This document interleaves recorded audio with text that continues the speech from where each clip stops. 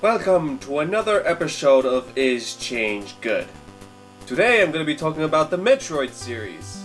With so many games going across so many different platforms and generations, the series is bound to have gone through a bunch of changes over the years. Let's take a look and see if the changes were good or not. The series started on the NES with Metroid. It was a well-done platforming action adventure.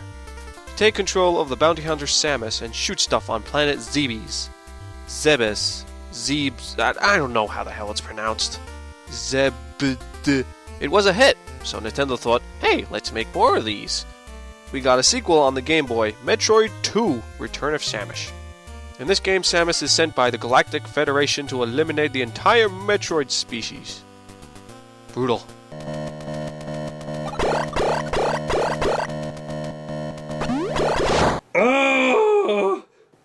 Did we suffer enough of this with Legend of Zelda? Along the way, Samus becomes a mother. Super Metroid for the SNES. The so-called best Metroid game ever in the series, according to most fans. Continuing where Metroid 2 left off, Ridley is up to no good and steals your baby. How dare he! Metroid Fusion for the Game Boy Advance is next in line. Samus becomes a Metroid. Not really, but she gets infected with a parasite that hates Metroids. Ew! But you absorb shit because of it, so I guess it's a plus. All the games I just mentioned have the same playstyle and roughly the same mechanics.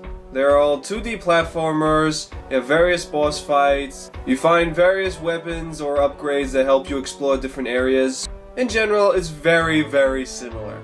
Not much change going on there. This is where the series gets a big change. Enter Retro Studios! This company is hired by Nintendo to make a trilogy for the series. They released Metroid Prime 2 Echoes, and Metroid Prime 3 Corruption. Changing from a platformer to a first-person shooter had a major impact on the game's playstyle, obviously, and we got to explore a massive 3D environment. Ooh.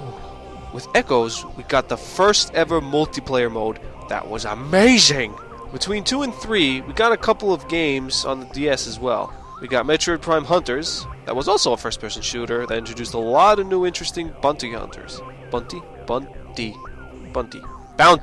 This also had multiplayer, and you could play as those alien bounty hunters. And then we got Metroid Pinball. Lol. We also got Metroid Zero Mission, which was basically a remake for the first game. Team Ninja developed the latest game of the series so far, Metroid Other M. In this game we got a third-person / first-person shooter hybrid, if that's a thing. And Samus now talks for the first time in any of her games! A dream. I had been reliving the tragic moments of my recent past. Thanks to the Hyper Beam, which was given to me somehow by the baby.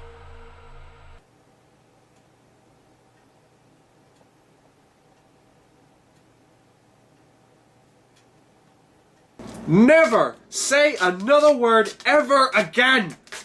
Why is Samus such a drama queen now? She went from being a badass bounty hunter to a Japanese schoolgirl seeking the attention of her teacher.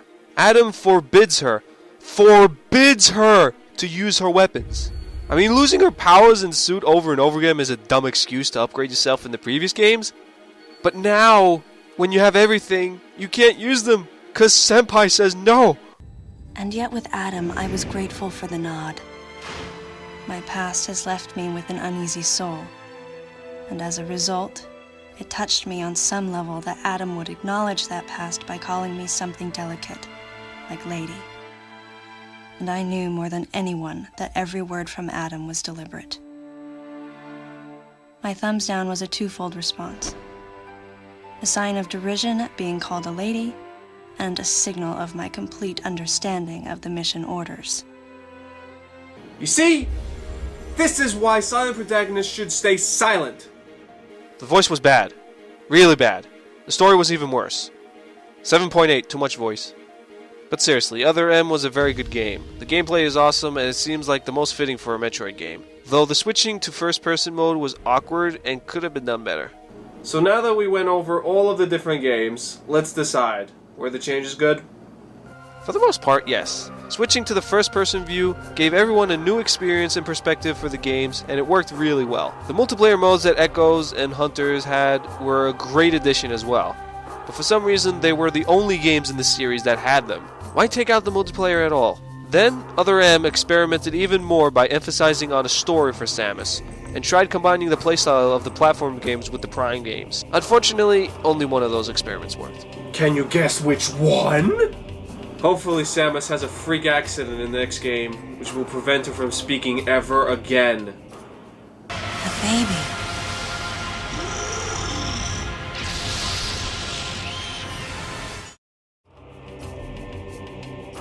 Thanks for watching, peeps. Leave a comment and let me know what you think, and if you like this video, please share it around.